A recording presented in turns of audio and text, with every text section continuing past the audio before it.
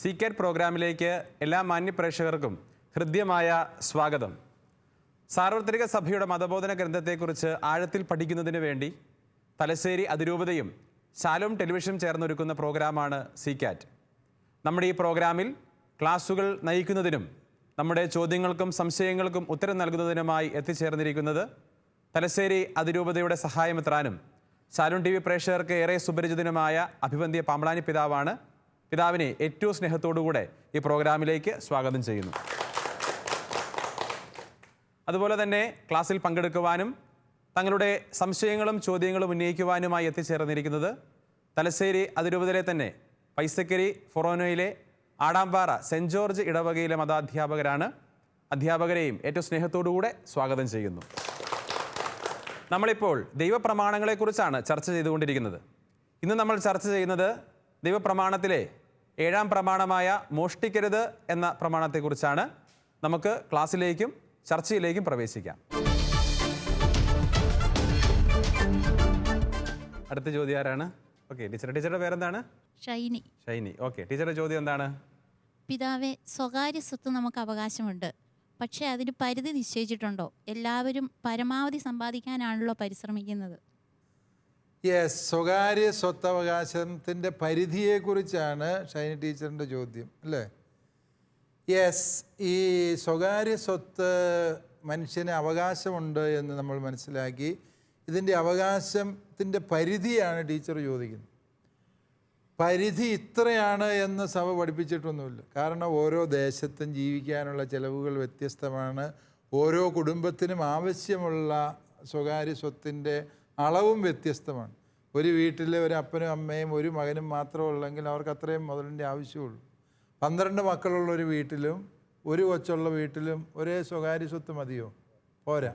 അതുകൊണ്ട് തീർച്ചയായും സ്വകാര്യ സ്വത്തിൻ്റെ അളവ് എന്ന് പറയുന്നത് കൃത്യം ഇത്ര രൂപയാണ്, അല്ലെ ഇത്ര സെൻറ്റ് സ്ഥലമാണ് എന്ന് നമുക്ക് നിശ്ചയിക്കാൻ സാധിക്കുക. പക്ഷേ തിരുസഭ ചില മാനദണ്ഡങ്ങൾ വയ്ക്കുന്നുണ്ട്. ഒന്നാമത്തെ മാനദണ്ഡം എന്ന് പറയുന്നത് അത് സ്വകാര്യ സ്വത്ത് എന്ന് പറയുന്നത് ന്യായമായ മാർഗങ്ങളിലൂടെ ആർജിച്ചതായിരിക്കും, നീതിപൂർവം ആർജിച്ചതായിരിക്കും.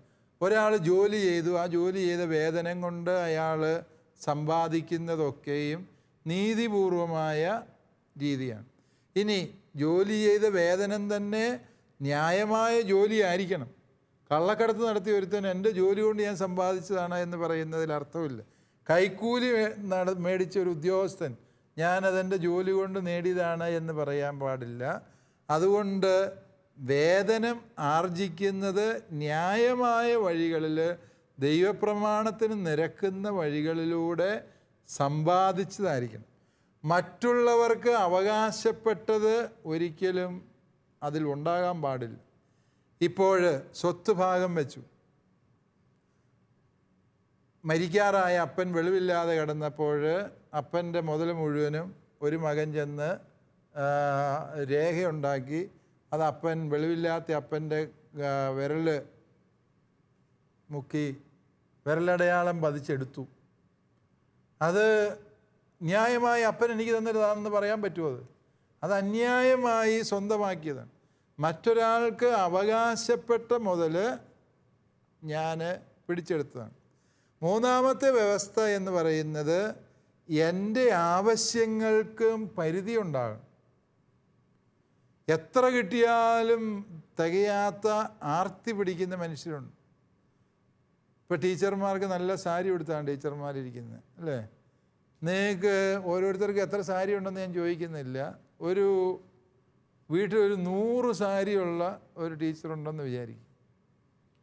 എന്നാൽ ഒരു 100 സാരിയും കൂടെ കിട്ടിയാൽ പോരട്ടെ എന്ന് നിങ്ങൾ വെച്ചാൽ അതെന്താണ്? അത് സ്വകാര്യ സ്വത്തിൻ്റെ അനിയന്ത്രിതമായ സ്വന്തമാക്കലാണ്. അതിൻ്റെ ആവശ്യമില്ല. നമുക്ക് ഒരു 5-6 സാരി ഉണ്ടെങ്കിൽ മാനേജ് ചെയ്യാൻ മേലെ. ഒരു സാരി കൊണ്ട് 2 സാരി കൊണ്ട് മാനേജ് ചെയ്യുന്നവരുണ്ട്. ഒരു 5-6 സാരി ഉണ്ടെങ്കിൽ, ഇല്ലേ? ഷൈനി ടീച്ചർക്ക് എത്ര സാരി ഉണ്ടെന്ന് ഞാൻ ചോദിക്കുന്നില്ല. പക്ഷേ ഒരു 5-6 സാരി ഉണ്ടെങ്കിൽ മാനേജ് ചെയ്യുക. പലപ്പോഴായി മേടിച്ച് ഒരു 10 സാരി ഉണ്ടെങ്കിൽ അതിനകത്ത് അത് അന്യായം എന്ന് പറയാൻ പറ്റിയ. പക്ഷേ അമിതമായി നമ്മൾ ആർജിക്കുന്നത് തെറ്റായ കാര്യമാണ്. ഇപ്പോൾ ഒരു മാലയിട്ടും 2 വളയിട്ടും ഒക്കെ നടക്കുന്നത് സ്ത്രീകളുടെ അതിൻ്റെ ആവശ്യമൊന്നും ഉണ്ടായിട്ടല്ല, എന്നാലും ഒരു അലങ്കാരത്തിന് വേണ്ടി നടക്കുന്നത് നമുക്ക് മനസ്സിലാക്കാൻ സാധിക്കും. പക്ഷേ ആളെ മുഴുവൻ ഇട്ട് മൂടിയ പൊന്നും ഇട്ട് ഒരാൾ നടക്കുക എന്ന് പറഞ്ഞാൽ അത് അനാവശ്യമാണ്. അതായത് നമ്മൾ ആവശ്യങ്ങളെയും അനാവശ്യങ്ങളെയും വേർതിരിക്കുക. കുറേയൊക്കെ ആപേക്ഷികമാണ്, അത് ഞാൻ സമ്മതിക്കുന്നു. പക്ഷേ അതിനും വേർതിരിവ് നമ്മുടെ മനസാക്ഷിയിൽ ഉണ്ടാകേണ്ടതുണ്ട് എന്ന തിരിച്ചറിവ് വേണം. അവസാനമായി, ഞാൻ ഈ സമ്പാദിക്കുന്ന വഴികളിലൂടെ മറ്റാരുടെയെങ്കിലും ജീവിത മാർഗങ്ങൾ അടഞ്ഞു പോകുന്നുണ്ടോ എന്നുള്ള ഒരു തിരിച്ചറിവും കൂടി എനിക്ക് വേണം. പഴയ നിയമത്തിൽ നമ്മൾ കാണുന്നുണ്ട്, ഇവൻ ഉണ്ടാക്കിയതെല്ലാം പെറുക്കിയെടുക്കാനും പറിച്ചെടുക്കാനും കൊയ്തെടുക്കാനും ഇവന് അവകാശമുണ്ട്. പക്ഷേ ഈ ചുറ്റുവട്ടത്ത് പറമ്പില്ലാത്ത മനുഷ്യരുണ്ട്, അവനെങ്ങനെ ജീവിക്കുക? അതുകൊണ്ട് അവൻ കാലാ പെറുക്കാൻ അവൻ അവകാശം കൊടുത്തു. അതായത് ഏതെങ്കിലും ഭാഗം കൊയ്യാതെ പോയി, അത് അവർ കൊയ്തെടുത്തോട്ടെ. ഏതെങ്കിലും കറ്റ കണ്ടത്തിൽ ഉപേക്ഷിച്ചു പോയി, കതിര് അവിടെ വീണ് കിടപ്പുണ്ട്, അത് തിരിച്ചെടുക്കാൻ പോകരുത്, അത് ഈ പാവങ്ങൾക്ക് അവകാശപ്പെട്ടതാണ് എന്ന്. അതായത് സ്വകാര്യ സ്വത്തിൻ്റെ മേലുള്ള എൻ്റെ അവകാശം എന്ന് പറയുന്നതിൽ ഇല്ലാത്തവൻ്റെ അവകാശത്തെ കൊണ്ട് അതിന് പരിധി നിശ്ചയിക്കപ്പെട്ടിരിക്കുന്നു എന്ന തിരിച്ചറിവും കൂടി നമുക്ക് ആവശ്യമുണ്ട്. അതുകൊണ്ട് സ്വകാര്യ സ്വത്തവകാശം വ്യക്തിയുടെ മൗലിക അവകാശമാണ് എന്ന് പറയുമ്പോൾ തന്നെ അതിന് ധാർമ്മികമായ ചില നിയന്ത്രണങ്ങൾ ആവശ്യമുണ്ട് എന്ന് തിരിച്ചറിയാം. കൃത്യമായല്ലോ ഉത്തരം. ഓക്കെ, അടുത്ത ചോദ്യം ആരാണ്? ഓക്കെ, പേരെന്നാണ് സാറിൻ്റെ? അനൂപ്. ഓക്കെ, സാറിൻ്റെ ചോദ്യം എന്താണ്? പിതാവേ, നന്മയ്ക്ക് വേണ്ടി സ്വകാര്യ സ്വത്ത് നിയന്ത്രിക്കാൻ രാഷ്ട്രീയ അധികാരത്തിന് അവകാശവും ചുമതലയും ഉണ്ടെന്ന് മതബോധന ഗ്രന്ഥം 2460 പറയുന്നു. ഒരു വ്യക്തി അല്ലെങ്കിൽ സ്ഥാപനം മിനിമം മാത്രമേ കൈവശം വയ്ക്കാവൂ, ബാക്കി രാഷ്ട്രത്തിന് നൽകണം എന്ന് പറഞ്ഞാൽ അത് നമുക്ക് അംഗീകരിക്കാനാകുമോ? സ്വകാര്യ സ്വത്തവകാശത്തിൻ്റെ പരിധി നിർണ്ണയിക്കാൻ രാഷ്ട്രത്തിനുള്ള അവകാശത്തെക്കുറിച്ചാണ് അനൂപ് സാറിൻ്റെ ചോദ്യം. സ്വകാര്യ സ്വത്ത് വ്യക്തിയുടെ മൗലിക അവകാശമാണ് എന്ന് പറയുമ്പോഴും അത് അനിയന്ത്രിതമായൊരു അവകാശമാണ് എന്ന് നമുക്ക് പറയാനാവില്ല. കാരണം ഒരു വ്യക്തി അനിയന്ത്രിതമായി സ്വത്ത് കൈവശം വെച്ച് കഴിഞ്ഞാൽ ആ വ്യക്തിയോട് അനുബന്ധിച്ച് ജീവിക്കുന്ന, അല്ലെങ്കിൽ ആ രാഷ്ട്രത്തിലെ മറ്റ് പൗരന്മാർക്ക് പിന്നെ സ്വകാര്യ സ്വത്ത് ഇല്ലാണ്ടായിത്തീരും. ഇപ്പോൾ ഉദാഹരണം പറഞ്ഞാൽ, ഒരു ഗ്രാമത്തിൽ ആകെ കൂടി 500 ഏക്കർ ഭൂമിയുണ്ട് എന്ന് വിചാരിക്കും. ഒരാൾ തന്നെ അതിനകത്ത് 495 ഏക്കർ ഭൂമിയും കൈവശം വെച്ചുകൊണ്ടിരിക്കും. ബാക്കി 5 ഏക്കർ കൊണ്ട് വേണം ഗ്രാമത്തിലെ ശേഷിക്കുന്ന 100-400 വീട്ടുകാർക്ക് ജീവിക്കാൻ എന്ന് വന്നാൽ അതിനകത്തൊരു അന്യായമുണ്ട്, ഇല്ലേ? അപ്പോൾ രാഷ്ട്രത്തിന് അതിൽ നിയമം കൊണ്ടുവരാം. ഏതാണ്? നമുക്കറിയാം, കേരളം അറിയപ്പെടുന്നത് അതിൻ്റെ ഐതിഹാസികമായ ഭൂപരിഷ്കരണ നിയമം കൊണ്ടാണ്. ഒരു വ്യക്തിക്ക് കൈവശം വയ്ക്കാവുന്ന, അല്ലെ ഒരു കുടുംബത്തിന് കൈവശം വയ്ക്കാവുന്ന ഭൂമിയുടെ പരിധി നിശ്ചയിക്കപ്പെട്ടു. 12 ഏക്കർ 15 ഏക്കർ എന്ന് നിശ്ചയിച്ചു. അതിന് മുകളിലേക്ക് ആരെങ്കിലും കൈവശം വെച്ചാൽ അത് സർക്കാർ എടുക്കും. അതാണ് മിച്ച ഭൂമി എന്ന സംവിധാനം വന്നത്. അത് ചെയ്യാൻ സർക്കാരിന് അവകാശമുണ്ടോ എന്ന് ചോദിച്ചാൽ കത്തോലിക്കാ സഭയുടെ മതബോധന ഗ്രന്ഥം പറയും ഉണ്ട് എന്ന് മാത്രമല്ല, അത് ചെയ്യേണ്ടത് സർക്കാരിൻ്റെ ഉത്തരവാദിത്വമാണ്. അത് വന്നതോടുകൂടിയാണ് ഇവിടുത്തെ ജന്മി കുടിയാൻ വ്യവസ്ഥ ഇല്ലാതായത്. മലബാറിൽ തന്നെ നമുക്കറിയാം, തിരുവിതാംകൂറിൽ നിന്ന് ഇങ്ങോട്ട് കുടിയേറി വന്ന കർഷകർ, അവരുടെ മക്കളാണ് നമ്മളെല്ലാവരും. ആ കുടിയേറ്റ കർഷകർ ഇവിടെ വരുന്ന 1940-കളിൽ 50-കളിൽ ഒക്കെയും ഇവിടെ വലിയ ജന്മിമാരുടെ കൈവശമായിരുന്നു ഈ പ്രദേശം മുഴുവൻ. ലക്ഷക്കണക്കിന് ഏക്കർ ഭൂമി കൈവശം വച്ചിരുന്ന ജന്മിമാരുടെ പറമ്പിലെ കുടിയാന്മാരായിട്ടാണ് വാസ്തവത്തിൽ നമ്മുടെ കാർന്നോന്മാർ ഇവിടെ ജീവിതം ആരംഭിച്ചത് എന്നുള്ളത് വസ്തുത. പണമൊക്കെ കൊടുക്കും, ഒരു പ്രദേശം കാണിച്ചു തരും, പക്ഷേ അതിനകത്ത് എന്തുണ്ടാകുന്നോ അതിൻ്റെ ഓഹരി ഈ ജന്മിക്ക് അവകാശപ്പെട്ടതായിരുന്നു. ആ രീതിയിലുള്ള വ്യവസ്ഥയായിരുന്നു. പക്ഷേ ഭൂപരിഷ്കരണ നിയമം വന്നതോടുകൂടിയാണ് ഇവരുടെ കൈവശത്ത് നിന്ന് ഈ ഭൂമിയുടെ ഉടമസ്ഥാവകാശം കുടിയേറ്റ കർഷകന് ലഭിക്കുന്നതും പട്ടയം ലഭിക്കുന്നതും എന്നൊക്കെ നിങ്ങളിലെ പ്രായമായ സാറന്മാർക്കെങ്കിലും ഓർമ്മ കാണുമായിരിക്കും, ഇല്ലേ? അത് ഒരു സ്വാഭാവിക പരിണിതിയാണ്. അതായത് സ്വകാര്യ സ്വത്ത് നിയന്ത്രിക്കപ്പെടണം. ഭൂപരിഷ്കരണ നിയമത്തിൽ മാത്രമല്ല, ഇപ്പോൾ ഒരു വ്യക്തിക്ക് വർഷത്തിൽ 10 കോടി രൂപയുടെ വരുമാനം ഉണ്ടാകും. അയാൾ അത്രയും വരുമാനം ഉണ്ടാക്കിയെടുക്കുമ്പോൾ മറ്റുള്ളവർക്കും കൂടി അർഹതപ്പെട്ട മുതൽ അയാളുടെ കൈവശം വന്നു ചേരുകയാണ്. അയാളുടെ ബുദ്ധി കൊണ്ടാകാം, സാമർഥ്യം കൊണ്ടാകാം, അയാൾ ഉണ്ടാക്കിയതായിരിക്കും. അപ്പോൾ സർക്കാർ എന്ത് ചെയ്യും? അതിന് നികുതി ഏർപ്പെടുത്തും, അല്ലേ? ഇപ്പോൾ രാജ്യത്ത് നിലവിലുള്ള നികുതി നിയമങ്ങൾ നിങ്ങൾക്കറിയാം. 2.5 ലക്ഷം മുതൽ 5 ലക്ഷം വരെയുള്ളതിൻ്റെ നികുതി പരിധി, അതിന് മുകളിലുള്ളവർ ഇത്ര ശതമാനം നികുതി കൊടുക്കണം, 10 ലക്ഷത്തിന് മുകളിലുള്ളവർ ഇത്ര ശതമാനം കൊടുക്കണം, 30 ലക്ഷത്തിന് മുകളിലുള്ളവർക്ക് കൂടുതൽ നികുതിയുണ്ട്, അതിലും കൂടി 1 കോടിക്ക് മുകളിൽ വരുമാനമുള്ളവരുടെ നികുതി വീണ്ടും വർദ്ധിക്കുന്നു. അതെന്തിനാണ് ഈ നികുതി വ്യവസ്ഥ എന്ന് ചോദിച്ചാൽ, സ്വത്ത് ഒരാളിൽ മാത്രം കുമിഞ്ഞുകൂടാതിരിക്കാൻ അയാളിൽ വന്ന സ്വത്ത് സർക്കാർ പിടിച്ചെടുക്കും. അത് നിയമനിർമ്മാണത്തിലൂടെ പിടിച്ചെടുക്കുന്നു. അല്ലാണ്ട് സർക്കാർ ഉദ്യോഗസ്ഥൻ വന്ന് ഇത് അള്ളിപ്പിടിച്ചുകൊണ്ട് പോകുമല്ലേ. മറിച്ച് അതിന് നിയമം നിർമ്മിക്കുക. ആ നിയമം ഒരാൾ അനുസരിക്കുന്നില്ല എന്ന് കാണുമ്പോഴാണ് ആദായ നികുതി വകുപ്പ് ഉദ്യോഗസ്ഥന്മാർ വന്ന് റീഡ് ചെയ്യും, അല്ലേ? അതായത് അതിന് രാഷ്ട്രത്തിന് അവകാശമുണ്ട്. കാരണം സ്വകാര്യ സ്വത്ത് ഒരു വ്യക്തിയിൽ മാത്രം കേന്ദ്രീകരിക്കപ്പെടുന്ന സാഹചര്യം ഉണ്ടാകാതെ നോക്കേണ്ടത് രാഷ്ട്രത്തിൻ്റെ ഉത്തരവാദിത്വമാണ്. കൃത്യമായ നികുതി വ്യവസ്ഥിതികളിലൂടെ ഈ അനിയന്ത്രിതമായ സമ്പത്തുകൾ ഒരു വ്യക്തിയിൽ അല്ലെങ്കിൽ ഒരു പ്രസ്ഥാനത്തിൽ, ഒരു കമ്പനിയിൽ കുമിഞ്ഞുകൂടാതെ നോക്കേണ്ടത് ഉത്തരവാദിത്വമുള്ള സർക്കാരിൻ്റെ ലക്ഷണമാണ് എന്നതാണ് മതബോധന ഗ്രന്ഥം അവിടെ സൂചിപ്പിക്കുന്നത്. അതവരുടെ കടമയാണ് എന്നാണ് മതബോധന ഗ്രന്ഥം പറയുന്നത്. ഇത്ര വ്യക്തമായല്ലോ അല്ലേ? ഓക്കെ, അടുത്ത ചോദ്യം ആരാണ്?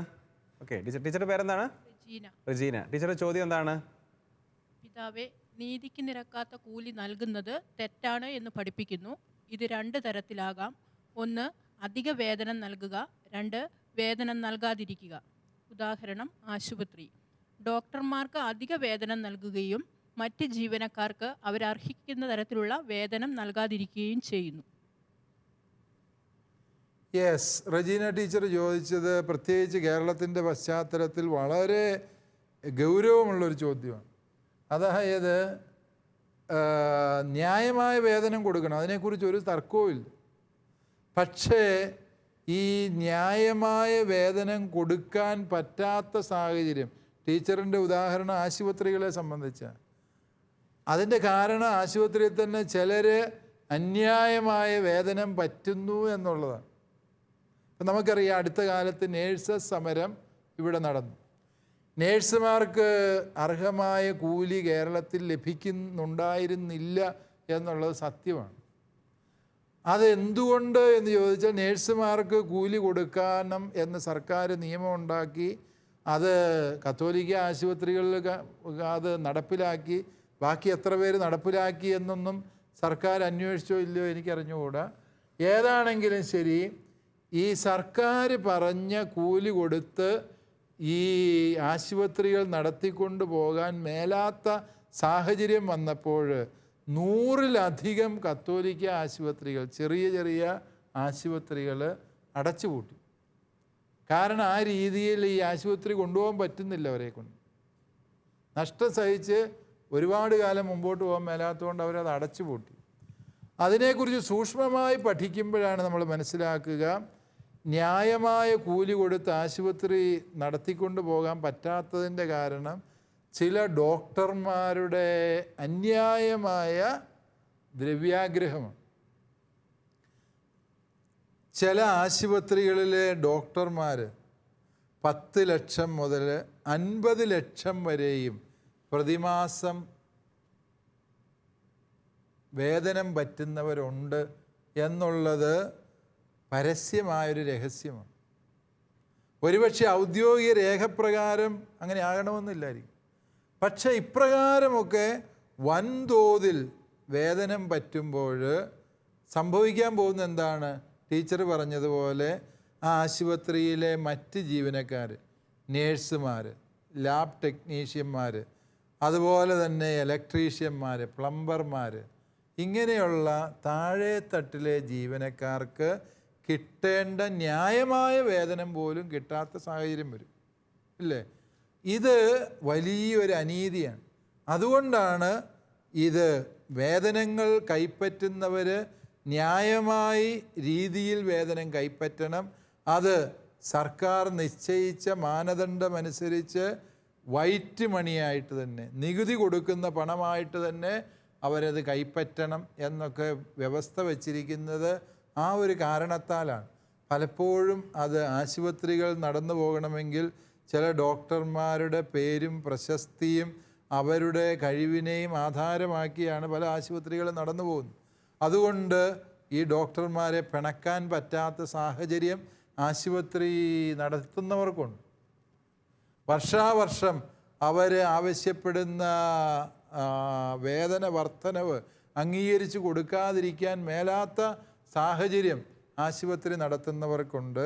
അതുകൊണ്ട് മതബോധന ഗ്രന്ഥം പറയുന്നത് പോലെ ഈ വേതനത്തെ സംബന്ധിച്ചിട്ടുള്ള ചില ധാരണകൾ അത് ഒരു പ്രസ്ഥാനം നടത്തുന്നവരുടെ മാത്രം മനസ്സിലുണ്ടായാൽ പോരാ, വേതനം കൈപ്പറ്റുന്നവരുടെ മനസ്സിലും ഉണ്ടാകേണ്ടതുണ്ട്. കാരണം ഞാൻ ഇത്രയും വേതനം കൈപ്പറ്റുമ്പോൾ എൻ്റെ സഹായത്തിനായി എൻ്റെ സഹപ്രവർത്തകരായി നിൽക്കുന്നവർക്ക് ന്യായമായ വേതനം കൊടുക്കാൻ പറ്റുന്ന സാഹചര്യം ഈ സ്ഥാപനത്തിൽ നിലനിൽക്കുന്നുണ്ടോ എന്ന് നമ്മൾ വിചിന്തനം ചെയ്യണം. എന്ന് മാത്രമല്ല, ഇത്രയും വലിയ വേതനം ഒരാൾക്ക് കൊടുക്കുന്നതിന് വേണ്ടി ആശുപത്രിക്കാരെന്ത് ചെയ്യും? വരുന്ന രോഗികളെ പിഴിയും, ഇല്ലേ? അതായത് 100 രൂപയ്ക്ക് ആ രോഗിക്ക് കിട്ടേണ്ട ആനുകൂല്യം അല്ലെങ്കിൽ സേവനം ഈ വലിയ വേതനം കൈപ്പറ്റുന്ന ഏതാനും പേര് ആശുപത്രിയിലുള്ളപ്പോൾ അത് 500 രൂപ മേടിക്കാൻ ആശുപത്രി നടത്തുന്നവർ നിർബന്ധിതരാകും. അവരവരുടെ ലാഭവും കൂടി കണക്ക് കൂട്ടി ചെയ്യുമ്പോൾ ഈ 500 എന്നുള്ളത് ചിലപ്പോൾ 1000 രൂപയായി മാറും. അതുകൊണ്ടാണ് ആശുപത്രി ബില്ലുകൾ ക്രമാതീതമായി വർദ്ധിക്കുന്നത്. എല്ലാ ആശുപത്രിക്കാരെയും ഞാൻ കുറ്റം പറഞ്ഞതല്ല, പക്ഷേ ഇപ്രകാരമുള്ള ടീച്ചർ ആ ഒരു ഉദാഹരണം ചോദിച്ചതുകൊണ്ട് ഞാൻ ആശുപത്രിയിലേക്ക് പ്രവേശിച്ചതാണ്. നമുക്കറിയാം ഇതൊരു സാമൂഹിക സങ്കടമാണ്. പ്രത്യേകിച്ച് കേരളം പോലെ അഭ്യസ്തവിദ്യരായ മനുഷ്യരുള്ള ഏത് ചെറിയ രോഗത്തിനും ആശുപത്രിയെ സമീപിക്കുന്ന ഒരു മനോഘടനയുള്ള ഒരു സമൂഹമാണ് കേരളത്തിൻ്റേത്. അതുകൊണ്ട് തന്നെ ഇവിടുത്തെ ആശുപത്രികൾ സാധാരണക്കാരനോട് നീതി ചെയ്യാത്ത സാഹചര്യങ്ങൾ ചില ആശുപത്രികളെ സംബന്ധിച്ചെങ്കിലും ഉണ്ട് എന്ന് ടീച്ചറിൻ്റെ നിരീക്ഷണത്തോട് ഞാൻ യോജിക്കുന്നു. അതുകൊണ്ട് എന്നെ കേൾക്കുന്ന പ്രിയപ്പെട്ട ഡോക്ടർമാർ, അതുപോലെ തന്നെ ആശുപത്രി നടത്തുന്നവർ ശ്രദ്ധിക്കേണ്ട ഒരു മേഖല, ആശുപത്രിയിൽ എത്തുന്ന എല്ലാ ജീവനക്കാർക്കും ന്യായമായ വേതനം കൊടുക്കണം.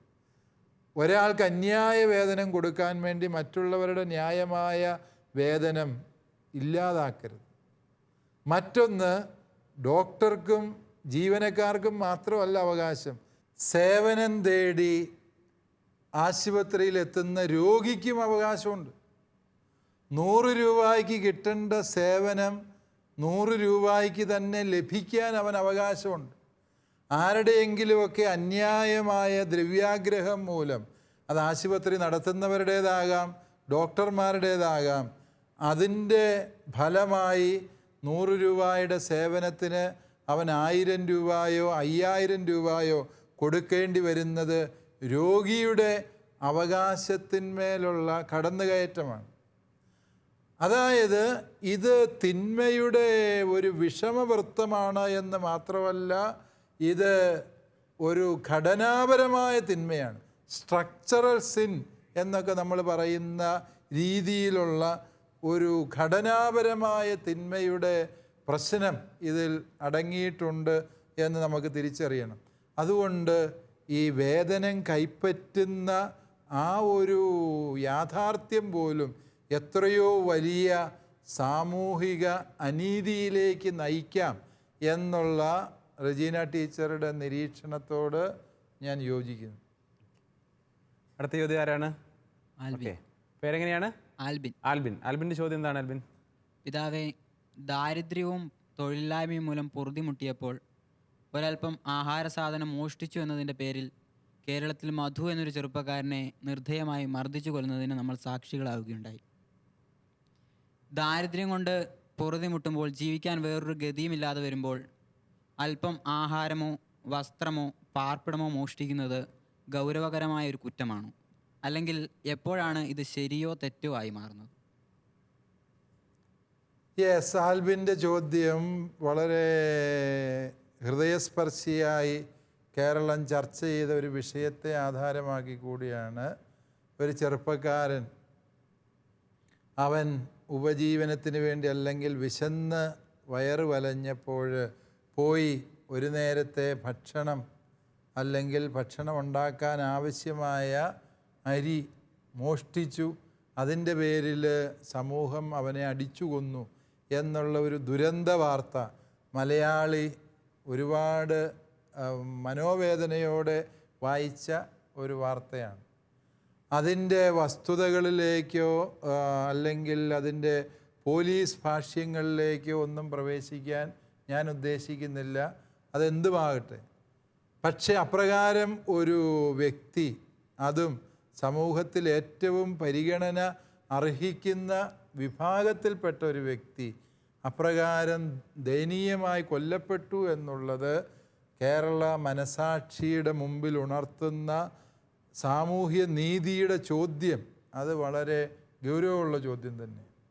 ഏതെങ്കിലും രീതിയിൽ ഈ ഒരു വിഷയത്തെ നമ്മൾ ന്യായീകരിക്കാൻ പറ്റുമോ എന്ന് ചോദിച്ചാൽ, ആ സംഭവത്തിൽ ആ വ്യക്തി അനുഭവിക്കേണ്ടി വന്ന അനീതി ഒരു വിധത്തിലും ന്യായീകരിക്കാൻ പറ്റില്ല. കാരണം ആ വ്യക്തി നടത്തിയത് മോഷണമാണോ എന്ന് ചോദിച്ചാൽ അല്ല. ഒരാൾ വിശന്ന് വലഞ്ഞിരിക്കുന്ന ഒരു വ്യക്തി ഒരു പറമ്പിൽ ഒരു പേരയ്ക്ക വിളഞ്ഞു കിടക്കുന്നുണ്ട്, അല്ലെങ്കിൽ ഒരു വാഴക്കൊല പഴുത്ത് നിൽക്കുന്നുണ്ട്, അതിൻ്റെ 2 കായ് ഇരിഞ്ഞു തിന്നാൽ അത് മഹാപാപമാണോ? ആ ഒരു ചോദ്യം നമുക്ക് ന്യായമായും ചോദിക്കാം. എല്ലാവരും ഭക്ഷിക്കാൻ ഉള്ള അവകാശത്തോടു കൂടിയാണ് ദൈവമായ കർത്താവ് ഈ പ്രപഞ്ചത്തെ സൃഷ്ടിച്ചത്, അല്ലേ? നമ്മൾ ന്യായമായി ചിന്തിച്ചു നോക്കിയാൽ, വിശാലമായി ചിന്തിക്കുമ്പോൾ ഈ ഭൂമി മുഴുവൻ ദൈവത്തിൻ്റേതാണ്, ഇതിലുള്ളവയെല്ലാം ദൈവത്തിൻ്റേതാണ്, ദൈവ മക്കൾക്ക് അവകാശപ്പെട്ടതാണ്. ഈ പറഞ്ഞ മധുവിനും കൂടി അവകാശപ്പെട്ടതായിരുന്നു ഈ കേരളത്തിൻ്റെ വിഭവം എന്ന് പറയുന്നു. അവന് ഉപജീവനത്തിന് ആദിവാസികളെ പരിരക്ഷിക്കാൻ വേണ്ടി എത്രയോ കോടി, 1000 കോടികൾ ഇവിടെ ചെലവഴിക്കപ്പെടുന്നു. അത് ഈ സാധാരണ മനുഷ്യൻ്റെ അടുക്കളയിൽ എത്തുന്നില്ല എന്നുള്ളതിൻ്റെ തെളിവാണ് ഇത്തരത്തിലുള്ള വ്യക്തികൾ ഇവിടെ ഭക്ഷണത്തിന് വേണ്ടി മോഷണം നടത്തേണ്ടി വരുന്ന സാഹചര്യമുണ്ടാകും. അതുകൊണ്ട് നമ്മളിതിനെ ആ ഒരു ഒറ്റ സംഭവമായിട്ട് മാത്രമല്ല മനസ്സിലാക്കേണ്ടത്, മറിച്ച് ഇതിൻ്റെ പിന്നിൽ വളരെ സംഘടിതമായ ഒരു അഴിമതിയുടെ ശേഷിപ്പുണ്ട്. കേന്ദ്ര ഗവൺമെൻറ്റും കേരള ഗവൺമെൻറ്റും ഓരോ വർഷത്തെയും ബഡ്ജറ്റിൽ ഈ വനവാസികളെ അല്ലെങ്കിൽ ആദിവാസികൾ സമൂഹത്തെ പുനരുദ്ധരിക്കാൻ വേണ്ടി മുടക്കിയ കോടാനുകോടി രൂപ എവിടെ പോയി? അത് ന്യായമായും വിനിയോഗിച്ചിരുന്നെങ്കിൽ ഇപ്രകാരമുള്ള ഗതികേടുകൾ സമൂഹത്തിൽ സംഭവിക്കുമായിരുന്നില്ല. അതുകൊണ്ട് ഇങ്ങനെ പദ്ധതി ആസൂത്രണം ചെയ്ത സർക്കാരും അതിൻ്റെ നടത്തിപ്പിൽ വീഴ്ച വരുത്തുന്ന ഉദ്യോഗസ്ഥരും അവരെ നിലയ്ക്ക് നിർത്താൻ കഴിയാത്ത നിയമ സംവിധാനങ്ങളും ഒരുപോലെ പ്രതിക്കൂട്ടിൽ വരുന്നതാണ് ഇത്തരത്തിലുള്ള സംഭവങ്ങൾ. ഇനി പൊതുവായി ചോദ്യത്തെ സമീപിച്ചു കഴിഞ്ഞാൽ, ഒരുവൻ ജീവൻ നിലനിർത്താൻ വേണ്ടി എന്തെങ്കിലും മറ്റുള്ളവർക്ക് അർഹതപ്പെട്ടത് അനുവാദമില്ലാതെ എടുത്ത് ഭക്ഷിച്ചാൽ അത് തിന്മയാണോ എന്ന് ചോദിച്ചാൽ അല്ല എന്നാണ് അതിൻ്റെ ഉത്തരം. കാരണം ജീവിക്കാനുള്ള അവകാശം, ജീവൻ നിലനിർത്താനുള്ള അവകാശം, അത് സ്വകാര്യ സ്വത്തവകാശത്തെക്കാളും ഉയർന്ന ഒരവകാശമാണ്. മനസ്സിലാകുന്നു ആൽബിന്? അതായത് ആൽബിന് ജീവിക്കാനുള്ള അവകാശമുണ്ട്. ആ ജീവൻ ആൽബിന് നിലനിർത്തണമെങ്കിൽ ഇപ്പോൾ അയലോക്കത്തെ പറമ്പിൽ നിന്ന് ഒരു മൂട് കപ്പ അനുവാദം ചോദിച്ചാൽ അവൻ തരികയില്ല. അതുകൊണ്ട് അനുവാദം ഇല്ലാതെയാണേലും പറിച്ച് തിന്നാൽ ആൽബിന് ജീവിക്കാൻ പറ്റുള്ളൂ എങ്കിൽ ആൽബിൻ അത് ചെയ്യുന്നത് തെറ്റല്ല. കാരണം എന്താണ്? ആ വ്യക്തിക്ക് ഒരു മൂട് കപ്പ സ്വന്തം അവകാശത്തിൽ നിർത്താനുള്ള അധികാരമുണ്ട്. ആ അവകാശത്തെ നമ്മൾ മാനിക്കുന്നു. പക്ഷേ ആ അവകാശത്തെക്കാളും വലുതാണ് ആൽബിന് ജീവിക്കാനുള്ള അവകാശം, ഇല്ലയോ? അതുകൊണ്ട് ഇതിൻ്റെ ശരിയും തെറ്റും എങ്ങനെയാണ് തീരുമാനിക്കുന്നത് എന്ന് ചോദിച്ചാൽ ഇത് തന്നെയാണ് തീരുമാനിക്കാനുള്ള വഴി. അതായത് ആൽബിൻ അത് എടുക്കാൻ തീരുമാനിക്കുന്നെങ്കിൽ അത്രമേൽ കഷ്ടം ആൽബിൻ്റെ ജീവിതത്തിൽ ഉണ്ടായിരിക്കണം. അതായത് ഇതെടുത്ത് ഭക്ഷിക്കാതെ ജീവിക്കാൻ മേലാത്ത സാഹചര്യം അവിടെ നിലനിൽക്കണം. അങ്ങനെയെങ്കിൽ അത് മോഷ്ടിക്കുന്നത് തെറ്റല്ല. ഇപ്പം എൻ്റെ വീട്ടിൽ കപ്പയില്ല എന്ന് വിചാരിച്ചുകൊണ്ട്, അല്ലെങ്കിൽ തിന്നാനൊന്നുമില്ല എന്ന് വിചാരിച്ചുകൊണ്ട് ഞാൻ ഒരു ലോഡ് അരി അടിച്ചു മാറ്റിക്കൊണ്ട് വരരുത്. അത് ന്യായീകരിക്കാൻ പറ്റിയല്ല. അത് ആനുപാതികമല്ലാത്ത പ്രവൃത്തിയാണ്, അല്ലേ? ജീവൻ നിലനിർത്താൻ ബുദ്ധിമുട്ട് വരുന്ന സാഹചര്യത്തിൽ ജീവൻ നിലനിർത്താൻ വേണ്ടി ഒരു സാധനം കൈവശം വയ്ക്കുന്നതോ ഉപയോഗിക്കുന്നതോ ഭക്ഷിക്കുന്നതോ തെറ്റല്ല. കാരണം മറ്റെല്ലാ അവകാശത്തിൻ്റെയും മേലുള്ള അവകാശമാണ് ജീവൻ നിലനിർത്തുക എന്ന് പറയുന്ന അവകാശം. ഇപ്പോൾ സർക്കാർ ബിലോ പോവർട്ടി ലൈനിലുള്ള BPLകാർക്ക് 1 രൂപയ്ക്ക് അരി കൊടുക്കും, 2 രൂപയ്ക്ക് അരി കൊടുക്കും എന്നൊക്കെ പറയുന്നുണ്ട്.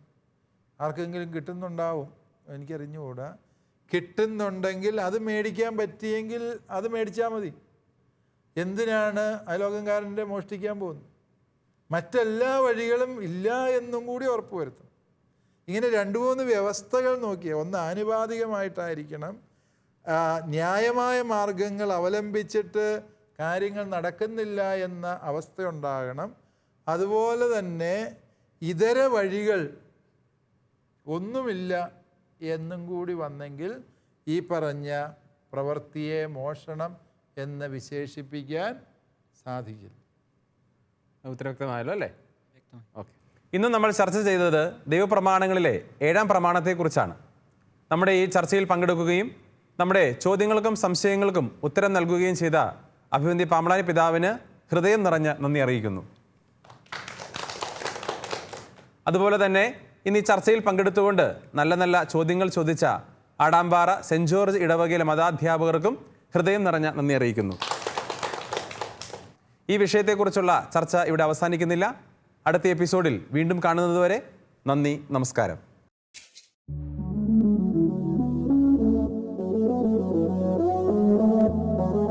CCAT പ്രോഗ്രാമിന്റെ മുൻ എപ്പിസോഡുകൾ കാണുവാൻ ലോഗോൺ ചെയ്യൂ www.shalomtv.tv/ccat.